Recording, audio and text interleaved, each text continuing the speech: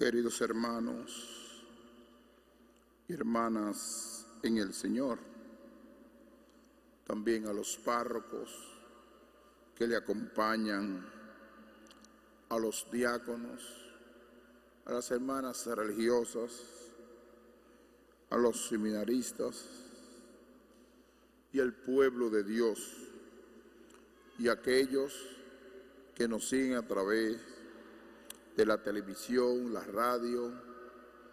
Les envío un saludo muy especial. Este año la Iglesia ha dedicado el año de la oración. Yo pienso que siempre la Iglesia ha tenido como eje y como fundamento en su diario vivir la oración. Y tiene esta oración muy particular, que es la oración que decimos que la cumbre, la fuente de la vida cristiana, que es la Eucaristía. Quiero dividir este tema en tres momentos fundamentales. El primer momento, año de la oración. El segundo momento, la vida de oración. Y el tercer momento, oración y compromiso cristiano. En el primer momento, año de la oración, quiero tratar la preparación al jubileo del 2025. Peregrinos de la esperanza. Así ha llamado el Papa Francisco a esta preparación del año jubileo 2025, peregrinos de la esperanza. En este año 2024, el Papa Francisco ha querido señalarlo como un tiempo de preparación para el jubileo. Y el jubileo no solamente es en Roma, sino para la Iglesia universal, dedicado a la oración. Y uno se pregunta, ¿por qué el Santo Padre ha querido dedicar para la Iglesia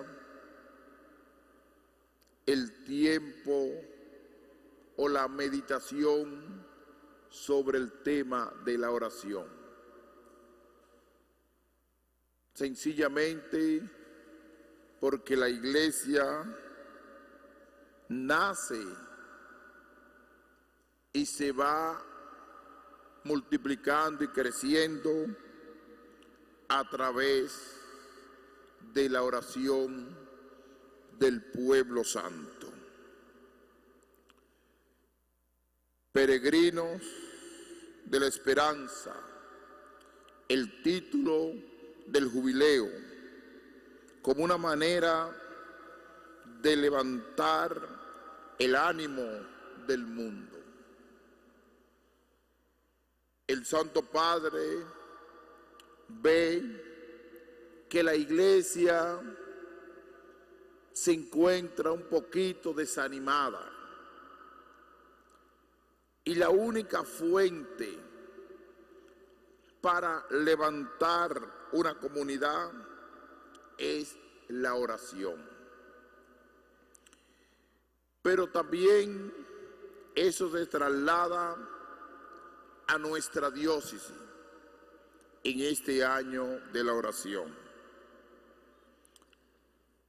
Levantar nuestra mirada,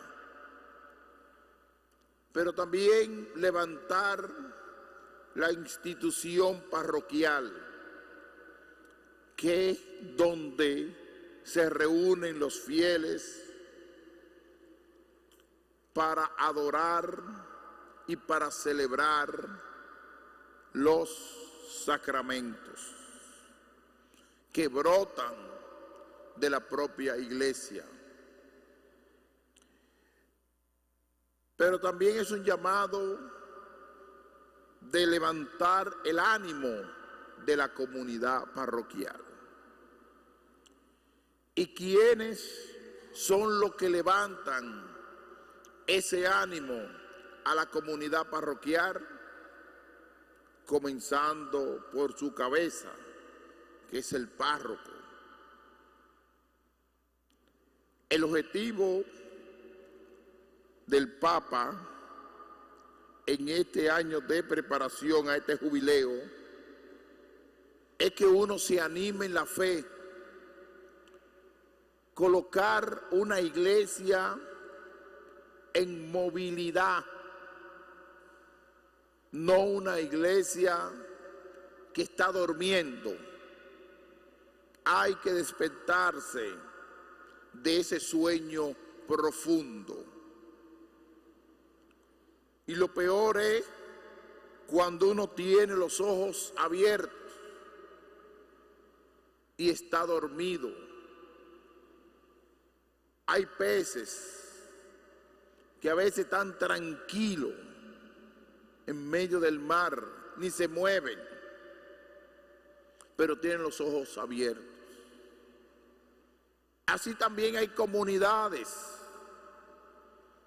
tanto en las partes rurales, en la parte urbana, que necesitan levantarse y animarse en la fe.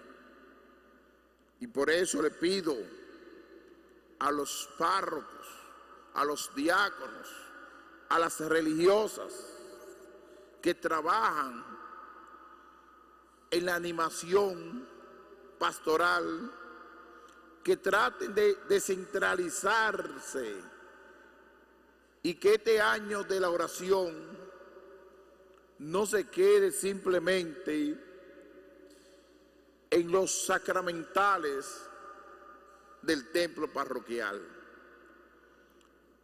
sino que también vayan a los sectores, a los adolescentes, a los jóvenes, es decir, remover nuestra parroquia, hacer un lanzamiento parroquial por el año de la oración. Y eso no solamente lo puede hacer el párroco puede animar, pero necesita de los hombres y mujeres de la comunidad para salir a los sectores, formar pequeñas comunidades, los movimientos apostólicos, ponerse en movilidad constante para evangelizar y buscar espacio de oración. Ese es el peregrino de la esperanza que menciona el Papa. A la raíz de la pandemia del COVID-19 y las guerras han quedado desanimados muchas comunidades. Aquí el COVID, en otra parte las guerras, y muchas personas se encuentran muy refugiadas en su hogar y no quieren salir a evangelizar. muchas personas que estaban acostumbradas a lanzarse a los sectores se encuentran desanimadas, desorientadas. Y es tiempo de comenzar ese relanzamiento de la parroquia, pero ese relanzamiento de la parroquia debe partir de la oración, de oración novedosa, de aprovechar los sacramentales que tenemos, adoración al Santísimo, momento del Santo Rosario, devociones populares, devoción de un santo en una parroquia, pero aprovecharlo para hacer oración, para profundizar sobre el misterio de Dios.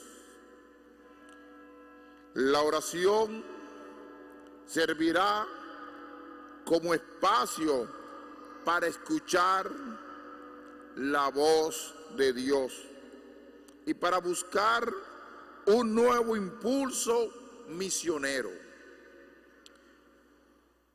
Le he hablado en el primer tema, preparación hacia el jubileo 2025.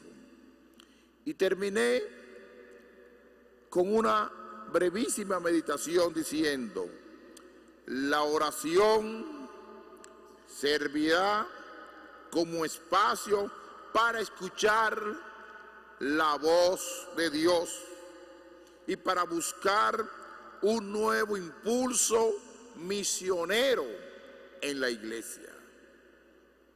Es decir, no podemos detenernos, tenemos que ir a evangelizar y nosotros tenemos el arma que es la palabra de Dios. Tenemos la contemplación que es la oración de los hijos de Dios. El segundo tema del año de la oración es el Padre Nuestro. Se propone reflexionar y hacer vida la oración del Padre Nuestro. He utilizado dos palabras: reflexionar y hacer vida el Padre Nuestro. ¿Cuántas veces tú te has detenido en esta oración? ¿Qué dicen cada palabra en esta oración del Padre Nuestro? No orar de memoria. No queremos eso. Lo que queremos es que cuando tú oras la oración del Padre Nuestro, sea una oración vivencial, de testimonio en tu vida. La oración del Padre Nuestro es todo un resumen de los evangelios. Fíjense la grandeza del Padre Nuestro, que uno lo puede resumir como un resumen que contienen todos los evangelios del Nuevo Testamento. Ahí está todo contenido: la convivencia, la relación con el Padre Dios, la capacidad de amar, la capacidad de perdonar, la capacidad de compartir con los demás. Ahí está el resumen de la vida cristiana. Es un programa de vida de la que debería ser parte del accionar de un creyente. Que el Padre Nuestro no sea un símbolo o una repetición sino que sea una vivencia espiritual. La gran cosa del Padre Nuestro es poder llamar a Dios como Padre en mayúscula.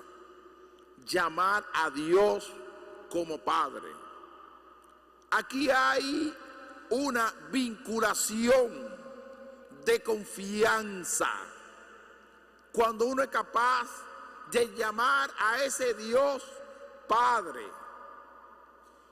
como uno llama a su papá en la casa, papá o mamá. Y cuando uno la quiere así grandemente por costumbre, le llama mami, papi, indicando la cercanía. Y así es Dios con nosotros. Dios está cerca de nosotros y nosotros tenemos que acercarnos a Dios. ¿Y en qué medida uno se acerca a Dios? Profundizando esta oración. Y la gran enseñanza del Padre Nuestro está en el nosotros de la fe. Está en el nosotros de la fe. Que es una oración que nos enseña a tener fe. El tercer elemento del año de la oración es el Plan Nacional de Pastoral. ¿Qué es lo que va orientando las comunidades parroquiales? Que va animando nuestro accionar. ¿Qué es la pastoral? Es la acción de la iglesia. Es el movimiento constante que tiene la iglesia. El tercer plan de pastoral quiere hacer de este año una escuela de oración. Una escuela de oración. No es que el párroco ni los fieles se van a encuadrar así en un plan de pastoral, sino que los párrocos junto a sus fieles tengan la creatividad de movilizar al pueblo de Dios a través de movimientos creativos, de atraer al pueblo de Dios a la parroquia, a los sectores. Y he mencionado la palabra sectores en varias ocasiones, porque tenemos que descentralizar nuestra vida comunitaria y llegar a los sectores y construir pequeños templos o casas de reuniones para que una vez en la semana se reúnan 8, 15 personas, 7, lo que sea, para unirnos con Dios. Donde hayan 2 o 3 reunidos en mi nombre, ahí estoy yo en medio de ellos. La oración va a nutrir toda la labor pastoral. Cuando se habla de pastoral y se quita el elemento de la oración, ya la pastoral no funciona. Cuando yo veo una reunión, encuentro nacional de pastoral, encuentro de pastoral, y comienzan con una oración simple y después introducen como algo violento, uno dice, este encuentro está como medio violento.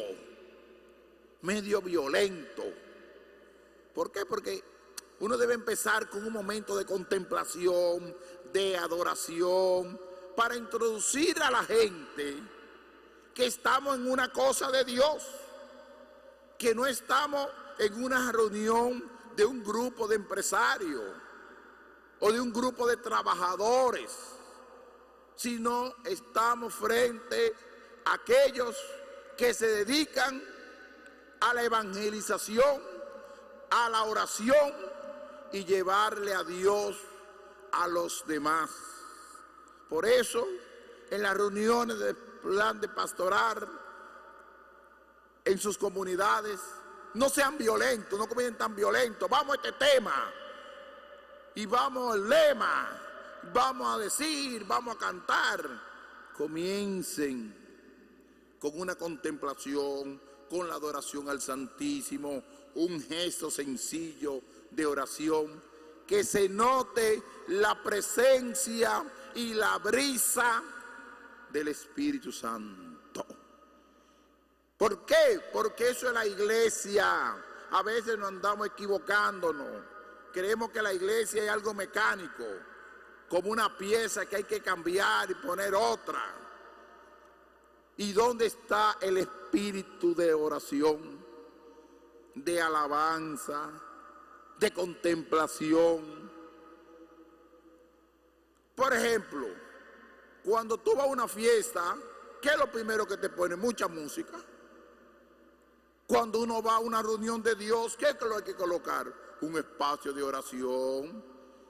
Y que no sea algo rápido y mecánico, sino que sea algo lento, descubrir el misterio y la grandeza de Dios. Por eso, tratemos aprovechar la oración en el plan nacional de pastoral, en la pastoral de su parroquia. Esta caminata de este año, o itinerario de este año y de cada mes, se propone el estudio y reflexión y aplicación de las distintas frases del Padre Nuestro, de acuerdo a la realidad eclesial y social que estemos viviendo. El mes de la patria, febrero, recordar un ejemplo, que Juan Pablo Duarte fue bautizado, que Juan Pablo Duarte era cristiano. ¿Y qué hacían la familia de Juan Pablo Duarte? Si oraban, si meditaban. Igualmente en los tiempos fuertes de Cuaresma, la Pascua, Día de las Madres, que ese Día de las Madres no pase como una fiesta, como si fuera algo popular.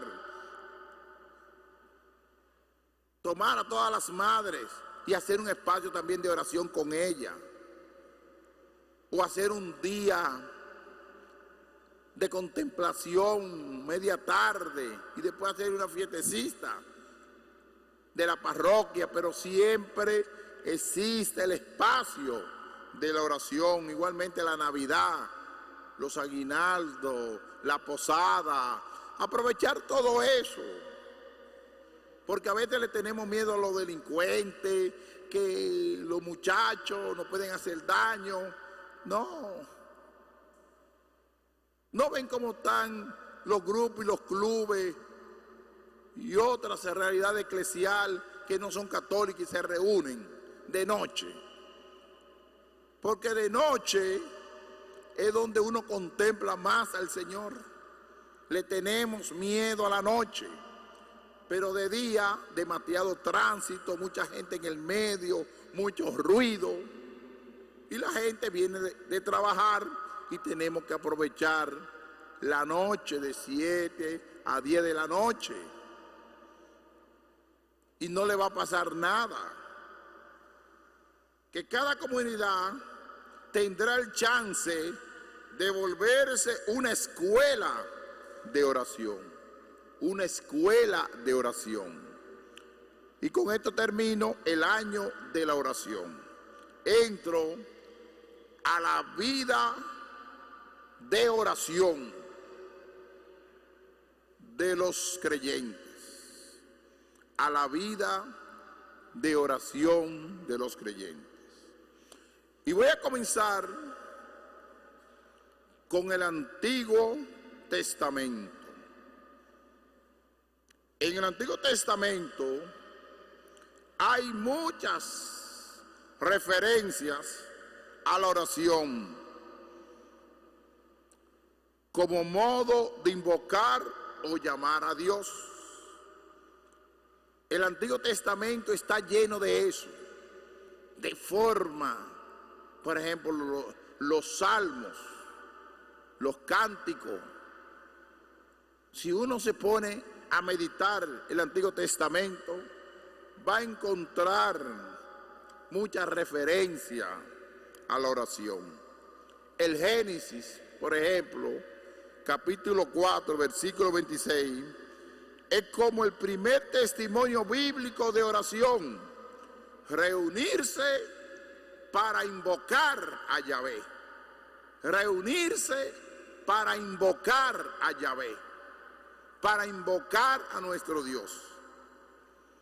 La oración pronto expresa el diálogo de Dios con el hombre, de lo que es ejemplo Abraham, el padre de la fe. ¿Cómo este hombre fue capaz de orar en los tiempos difíciles, en los tiempos de decisión? Inclusive cuando iba a sacrificar a su propio hijo, oró al Señor.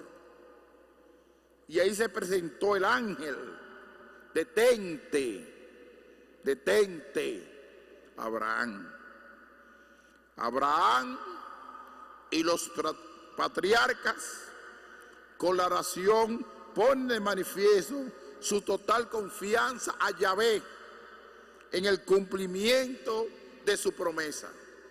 Ustedes saben que el Antiguo Testamento está lleno de la promesa de Dios. Dios le promete a su pueblo: yo seré su Dios y ustedes serán mi pueblo, dice el Señor. Ustedes serán mi pueblo y yo seré su Dios.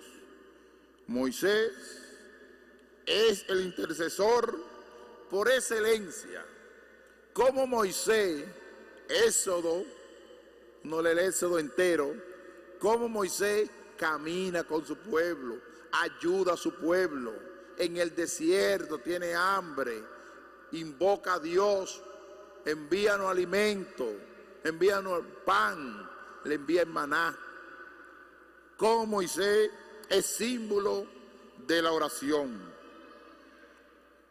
Los líderes carismáticos de Israel, sus reyes y profetas, se destacaron por una fuente vida de oración, por escuchar la voz de Dios.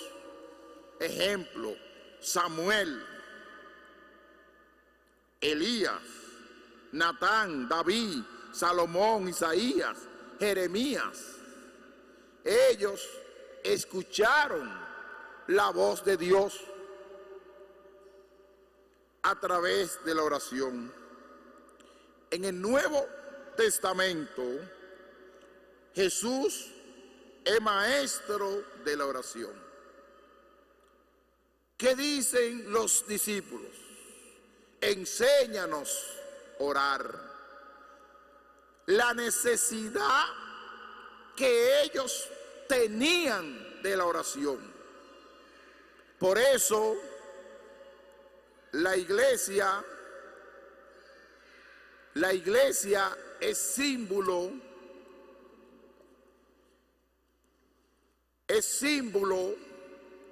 de la oración. Los sacerdotes son pedagogos de la oración. El arte de un sacerdote es orar. Y por eso la parroquia es la gran escuela para aprender a orar, para aprender esa oración que indica la iglesia. Jesús tomaba momentos a solas para orar en sitio apartado y tranquilo. Él se iba a sitio de paz para tomar grandes decisiones, sacaba tiempo para orar. Así es la vida de un cristiano. Cuando uno va a tomar una decisión en su vida, que puede ser una decisión espiritual, una decisión económica, una decisión de trasladarte, hasta de mudarte de un sitio a otro. El obispo, cuando tiene necesidad, que tiene que mover a un párroco, antes de hablar con los consultores, antes de hablar con el consejo presbiteral, debe colocarlo en oración. Debe colocar eso en oración. ¿Por qué? Porque cuando uno toma una decisión bien madura, le va bien. Pero cuando uno toma una decisión mecánica, a prisa, sin orar, eso termina mal. Así es la iglesia también. Por ejemplo, cuando se va a ordenar un sacerdote, lo primero que uno pide que dure una semana contemplando a Dios, orando a Dios, para que su decisión sea Dios que la vaya guiando, conduciendo. Así Jesucristo se apartaba, se distanciaba para orar. La oración está presente de modo solemne al principio y al final de los evangelios sinópticos, sobre todo en Lucas y Mateo. Ejemplo de oración en el Nuevo Testamento, le dije, es Jesucristo. Enséñanos a orar. La oración y la iglesia es el tercer. En la vida de oración le he tratado el Antiguo Testamento, el Nuevo Testamento, ahora la oración y la iglesia.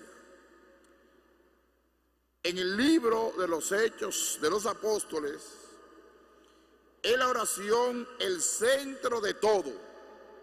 En esa iglesia naciente, en esa pequeña iglesia que va naciendo, el centro era la oración. Si esa iglesia no hubiese orado, no hubiese meditado, el cristianismo se iba a destruir. Se iba a destruir.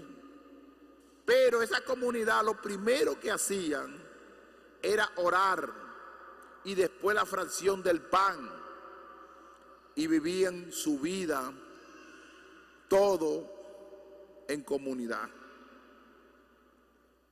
Las grandes decisiones estaban precedidas de la experiencia de la oración. Así que esta primera comunidad es naciente. Las primeras comunidades, su centralidad era la oración. Para las comunidades paulinas de San Pablo, pone la oración como expresión de la vida de fe y de comunidad. Ya nos estamos acercando un poquito a la realidad de hoy. Fíjense, la parroquia tiene varios elementos. La oración tiene varios elementos. Tiene la liturgia. La liturgia.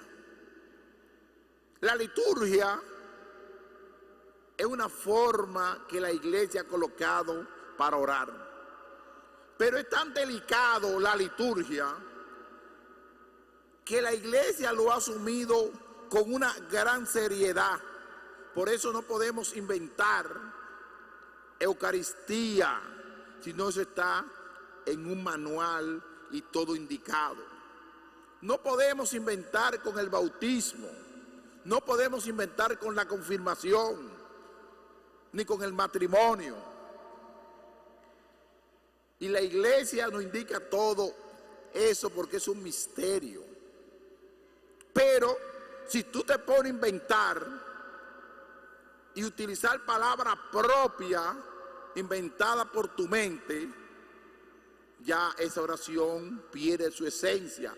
¿Por qué? Porque pierde la armonía con la iglesia, la armonía con la originalidad de la iglesia. Y por eso la liturgia es una expresión de la oración de la iglesia. Y no podemos inventar dentro del marco sencillo y humilde las solemnidades. La tenemos que hacer con delicadeza. Tenemos que hacer una liturgia como manda la iglesia. No está inventando. Porque a veces hay muchas comunidades que se ponen a inventar liturgia que no existe. Eso no existe. No inventen. En la liturgia no se puede inventar. Eso es lo más sagrado que la iglesia tiene. Y no podemos convertir, como dijo Jesucristo, la iglesia, la templo, no digo como bandidos y ladrones, sino en un desorden. Si la misa tiene su solemnidad, donde se siente el sacerdote, donde predica el sacerdote, el altar, todo tiene los cirios que van en el altar, todo tiene un misterio. Y a veces como que no le damos sentido a esto. Los sacerdotes, los fieles, tienen que preocuparse de hacer una buena liturgia. Y ya desde Pablo, dice Pablo, yo he recibido una tradición. Yo he recibido una tradición que viene de lejos. Hablando de la Eucaristía, la fe que se cree es la fe que se reza o celebra. La fe que se cree es la fe que se celebra. Si yo creo en Jesucristo, es lo que yo celebro. En cambio, el evangelista San Juan escribe dando a notar que la oración consigue un cierto estado de perfección o madurez en la fe. Si San Juan lo dice claro, el que ora consigue una madurez en la fe. Que la fe no se va a lograr de una forma mecánica. No se va a lograr de una forma mecánica. Como una vez una señora viene frustrada donde mí porque visita mucho el Santísimo. Y el párroco le ha dicho, o un diácono, pienso, o alguien ahí le dijo, doña, usted sí ora, usted le falta fe. Usted le falta fe. Nunca digan a nadie eso. El que ora es porque tiene necesidad de Dios. El que hace oración es porque tiene necesidad de Dios. Y eso hay que motivarlo en la iglesia. Pablo lo motivó. Somos comunidad de fe. Este término es muy paulino. Somos comunidad de fe. La tradición de la iglesia trata de conectarnos en el tiempo con la manera en cómo hemos vivido, orado y celebrado nuestra fe por más de 2000 años. Tema C: oración y compromiso cristiano. Voy a comenzar partiendo de la idea de la compañía de Jesús, los sacerdotes jesuitas, sobre el tema del discernimiento. Discernimiento. La oración encamina al creyente a sintonizar con la verdad que está en Dios. Para uno descubrir la verdad de Dios, tenemos que tener discernimiento. Y el discernimiento uno lo consigue con el silencio, con la concentración, porque tú estás buscando sintonizar con la verdad, descubrir la verdad de Dios. Y descubriendo la verdad de Dios, tú vas a descubrir tu miseria, tú vas a descubrir tus limitaciones, tus debilidades, porque dice, la verdad de Dios me indica que mi verdad, la verdad que yo tengo, estoy equivocado, porque Dios piensa de otra manera. Y lo dice Jesucristo, tú piensas como los hombres y no piensas como Dios. Y ahí es que nosotros tenemos que descubrir esa verdad.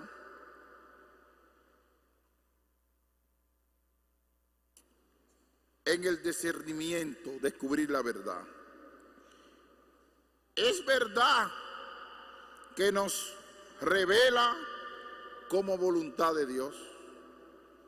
Es decir, ¿cómo uno descubre la revelación de Dios? Dios se revela en el tiempo. Dios se ha revelado en el Antiguo Testamento. Dios se ha revelado en los profetas. Dios se ha revelado en el Hijo. Dios se revela a través del Espíritu Santo. Dios se revela en la comunidad de creyentes. Pero se ha revelado y se ha manifestado en el Padre, en el Hijo y en el Espíritu Santo. En esa comunidad trinitaria, Dios se revela. Y uno descubre en esa revelación de Dios ese gran misterio de la Santísima Trinidad.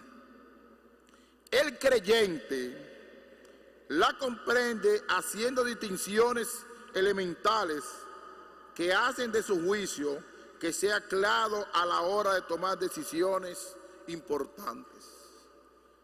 El discernimiento es fundamental. El que no practique discernimiento en la iglesia como persona madura, las decisiones que toma será ligera, floja, sin sentido. Con ello se busca encontrar la voz de Dios que le habla al hombre en su templo más íntimo y personal, que es su conciencia. Ahí es que uno descubre cuando una persona es de discernimiento, descubre lo que se llama lo más íntimo y personal, que es su conciencia. Por eso, y excúsenme el tema, cuando una persona va a votar, que estamos ya el domingo en las elecciones, ¿qué le dice? Lo que te diga tu conciencia, el templo de tu conciencia. Es decir, no te deje manipular, no te deje impulsar por estímulos exteriores, sino lo que te diga tu conciencia. En su templo más íntimo y personal, que es tu conciencia. Tú tienes una conciencia. Y esa conciencia es donde uno descubre la verdad de Dios. Y muchas personas no la utilizan. El templo de la conciencia, lo más peligroso en la vida de la iglesia y ha sido un pecado de muchas personas cuando se manipula la conciencia. Cuando yo manipulo la conciencia de los fieles o la conciencia de un grupo religioso, es un pecado que la iglesia castiga y lo castiga duro. Si un sacerdote manipula la conciencia de la gente, ¿por qué? Porque está manipulando el templo más sagrado, el templo más sagrado de tu persona, que se llama la conciencia. Porque ahí es que tú actúas con plena libertad, la libertad de los hijos de Dios. El Señor nos ha creado libres. Pero cuando ustedes ven personas que se dejan manipular, que se dejan conducir, como se conducen las ovejas de un lugar a otro, son personas manipulables, que se dejan manipular. Por ejemplo, yo creo mucho en la fraternidad, en los sacerdotes, en los diáconos, la religiosa, en los laicos. Si en una reunión de sacerdote, un sacerdote me habla con el templo de su conciencia, con la intimidad de su conciencia, y lo que está diciendo, aunque yo no esté de acuerdo, ni comparta su idea, yo le pongo atención. Y esa idea tiene validez. Porque a veces nosotros en la iglesia no respetamos la conciencia del otro, la idea del otro, la opinión del otro, y lo que vale la opinión mía. Y eso no se puede, porque yo puedo estar equivocado. Y por eso uno debe escuchar a los demás, porque esta persona lo que está diciendo lo ha pensado, lo ha reflexionado con el templo de su conciencia. Cuando una persona en la parroquia se acerca al párroco, va con una iniciativa bonita y el párroco desbarata su proyecto, dice: no, aquí no. Hermano, usted ha desbaratado el templo de la conciencia de ese hombre y de esa mujer. Escúchalo con atención, y ahí viene la misión de orientar, no manipular esa conciencia que quizás está intranquila porque necesita paz. Y ahí viene la misión de un consagrado, de un sacerdote, de que esa conciencia, tratar de estar en armonía con Dios, y ahí está el mediador, que puede ser un catequista, que puede ser un sacerdote, que puede ser un religioso, un laico comprometido que oriente. ¿Dónde van la gente a desarrollar su conciencia y expresarse su conciencia? Es al sagrario. Es un lugar, es el templo de la confesión también, el lugar donde el sacerdote recibe el penitente. Ese penitente va con esa conciencia ardiendo, con esa conciencia inquieta. Y la misión del sacerdote es tranquilizar esa conciencia y comunicarle la paz. ¿Por qué? Porque cuando uno tiene la conciencia clara, expresa los pecados, sus debilidades con claridad. Fíjense bien, discernimiento, con esta frase termino. Con ello se busca encontrar la voz de Dios que le habla al hombre en su templo más íntimo y personal, que es su conciencia. Compromiso y fuerza para el cambio. El compromiso y la fuerza para el cambio. A veces nos cuesta a nosotros cambiar. Y vivimos una vida a veces no de cristiano, sino de costumbre. Que de antes se hacía así, ahora se hace así. Yo no me acostumbro a orar. No me gusta el Santísimo de esta manera, no me gusta el altar de esta manera. Sí, le buscamos muchas cositas para orar. Y a veces es resistencia al cambio. Es un pecado que siempre ha existido en la iglesia, la resistencia al cambio. Compromiso y fuerza para el cambio. La oración es una fuerza especial de Dios para operar en el cambio. Si una persona quiere cambiar de actitud, quiere cambiar su interioridad, su corazón, es a través de la oración. La oración es una fuerza especial de Dios para operar el cambio, para movilizar el cambio en tu vida. Es iluminación de la realidad. La oración te va ubicando a ti en la realidad, en tu conciencia, te va como armando tu ser, porque el cuerpo humano tiene muchos componentes. Ustedes no han observado que hay gente, hoy no estoy para nadie, hoy tengo la hormona revolteada, hoy yo no escucho a nadie. Hay gente así. Entonces déjate iluminar esa realidad que tú tienes a través de la oración, ese compromiso, ese cambio a través de la fuerza de la oración. La distinción y crítica de las realidades del mal. El que ora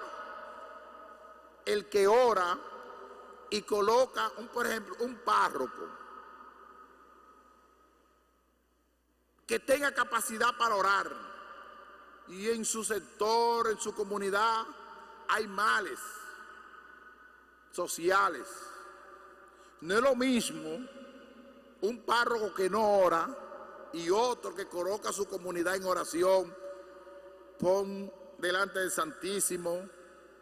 Cuando vaya a hablar de la maldad de ese sector, de las necesidades sociales, lo va a hablar con una conciencia, con el templo del Espíritu. Sus labios es Dios que está hablando, no es la sociología que está hablando. Es Dios que está hablando en el corazón de ese sacerdote, de esa religiosa, de ese diácono, de ese laico y laica, cuando somos capaces de orar frente a los problemas sociales. Porque a veces somos muy activistas y poco espiritual. Tenemos que ser más espiritual, porque el arte de un sacerdote, de una religiosa, de un laico comprometido, es dominar el arte de la oración. Y la oración es un arte, orar es un arte. El que no ve la oración así, no se deja mordiar de Dios, porque quiere ser más que Dios. Cuando se cree más que Dios, ya esa oración no sirve para nada.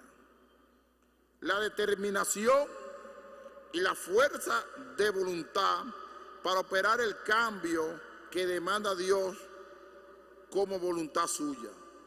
Si la determinación y la fuerza de voluntad para operar el cambio que demanda Dios como voluntad tuya. Último tema: contemplación y consolación. Contemplación y consolación. Al final, El propósito de la oración es la contemplación del misterio de Dios. Esa es la finalidad de cualquier oración. No es que tú te sanes, no es que tú se sientas contento, porque es un egoísmo. Si la oración es para ti, no sirve para nada. La oración es para tú descubrir el misterio de Dios. Para eso es la oración, para tú descubrir el misterio de Dios en tu vida. Al final, el propósito de la oración es la contemplación del misterio de Dios en tu vida. El mayor provecho espiritual es recibir la consolación como experiencia mística de amor grande de Dios en nuestras vidas. Repito, el mayor provecho espiritual es recibir la consolación como experiencia mística de amor grande de Dios en nuestras vidas. Es esa consolación, no consolar, ay, porque tengo un dolor, una intranquilidad espiritual. No, es descubrir esa mística grande de Dios. Santa Teresa, San Juan de la Cruz, en su consolación, era descubrir ese amor místico de Dios. El testimonio y la seguridad es el Dios de Jesucristo. Eso es lo final de la contemplación y la consolación. El testimonio y la seguridad en el Dios de Jesucristo. Porque a veces estamos buscando testimonio humano, como decía el miércoles de ceniza, para que la gente no vea, para que la gente digan que yo soy de oración, que yo soy predicador. Esto no te va a servir para nada. El testimonio y la seguridad en el Dios de Jesucristo. Ahí es que está nuestra confianza. Ahí es que está nuestro proyecto. Todo lo que hacemos es para testimoniar y estar seguro del amor de Dios a través de la persona de nuestro Salvador, que es Jesucristo. Poder ver con los ojos de la fe la vida de Dios. Ese también es la oración, contemplación y consolación. Poder ver con los ojos de la fe la vida de Dios en Él y para nosotros. Con esa frase termino. Poder ver con los ojos de la fe la vida de Dios en Él y para nosotros. En este año dedicado a la oración, yo quiero que todas las comunidades parroquiales, como le he indicado en esta formación, en esta sensibilidad pastoral, que traten de aprovechar este momento de gracia, este momento de bendición de Dios, para un relanzamiento, relanzar la comunidad parroquial. Y para relanzar la comunidad parroquial, el primero que tiene que relanzarse es el párroco. Motivar a los fieles, motivar al pueblo de Dios, pero también un relanzamiento de los movimientos apostólicos que hay en tu comunidad. La Legión de María, que la Legión de María viene poca gente, busca que se formen grupos de jóvenes de la Legión de María, búscalo, renovación carismática, motiva la oración de alabanza, busca jóvenes, muchachos, adolescentes. Es decir, lo más triste, ver una parroquia donde no hay adolescentes, donde los jóvenes están escasos. Tenemos que llenar nuestro templo en este año de oración de muchos adolescentes, de muchos jóvenes, de muchos niños y niñas, porque es la iglesia que va floreciendo. No podemos descuidarnos. Y el gran papel que hacen los adultos en la fe es motivar a los jóvenes, a sus nietos, sobrinos, cercanos, que vengan a buscar de Dios y llenarse del Señor. Que así sea. Vamos, el